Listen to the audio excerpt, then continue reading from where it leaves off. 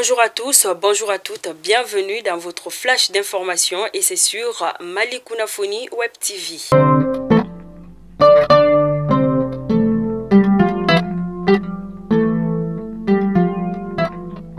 Aujourd'hui, le colonel Abdoulaye Meiga, porte-parole du gouvernement, a fait une déclaration sur la chaîne nationale.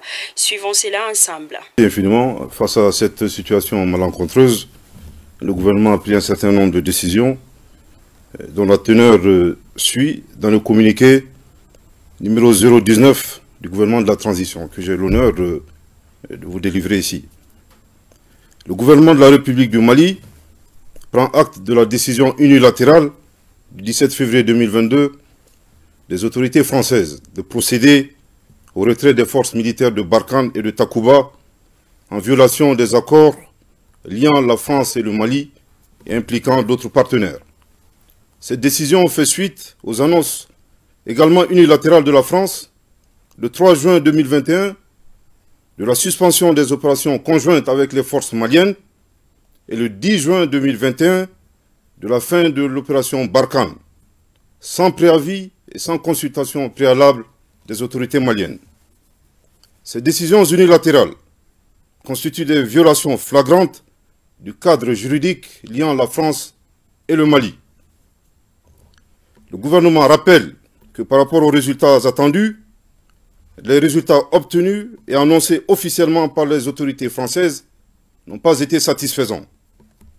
Ni en 2013, avec l'opération Serval, dont les objectifs étaient de détruire le terrorisme, restaurer l'autorité de l'État malien sur l'ensemble du territoire national et faire appliquer les résolutions de l'ONU.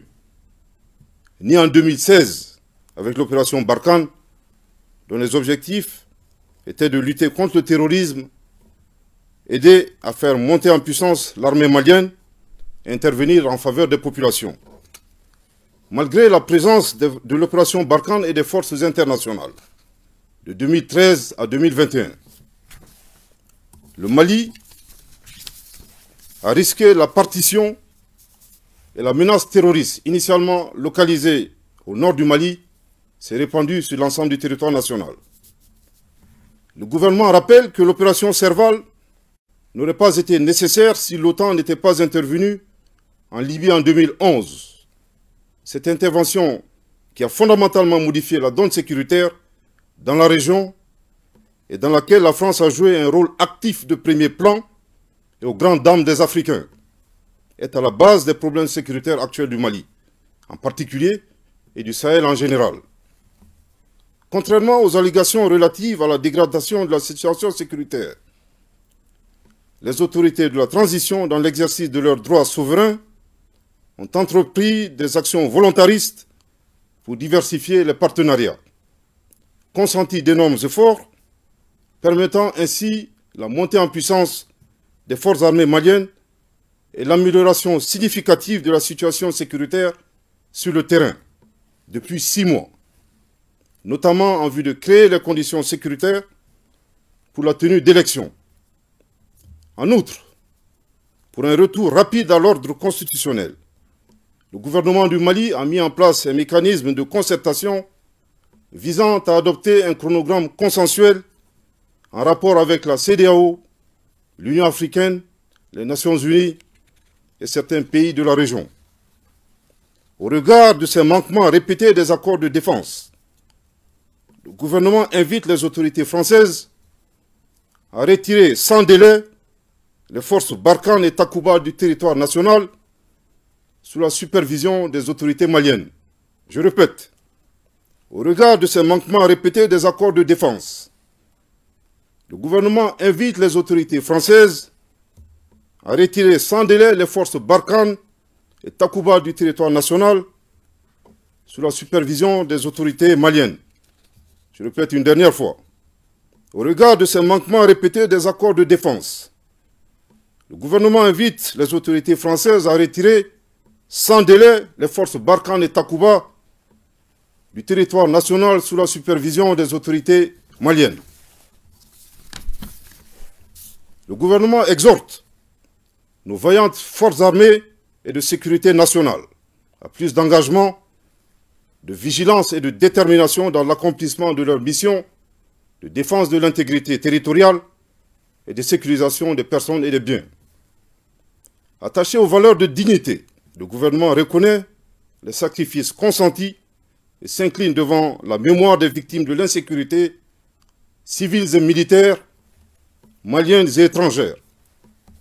Le gouvernement réaffirme sa disponibilité à renforcer davantage le dialogue et la coopération avec les partenaires soucieux de la prise en compte des intérêts vitaux du Mali, dans le respect de la souveraineté nationale et de la dignité du peuple malien.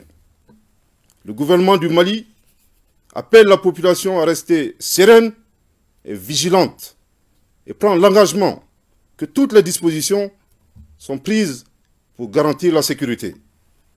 Bamako, le 18 février 2022, qu'Allah bénisse le Mali. Monsieur Boukadari Doumbia, directeur général du commerce, de la consommation et de la concurrence, était sur le terrain en cette période particulière difficile. Il s'agissait pour lui de constater de visu la disponibilité des produits de grande consommation, tant en quantité qu'en qualité, sur le marché malien. À la suite de cette visite a concerné l'OPAM, la GDCM, les GGB, la Somafri, etc. Monsieur Boukadari Doumbia rassure le peuple malien quant à la disponibilité de ces produits sur le marché malien. Le nouveau pont du village de Veta dans la commune de Diomatene, cercle de Kadiolo, a été inauguré dans la semaine. Il a été rénové à plus de 11 millions de francs CFA par le conseil des cercles de Kadiolo. Selon les membres du conseil, la reconstruction de ces ponts vise à faciliter l'acheminement des produits de cueillette à l'intérieur du cercle de Kadiolo.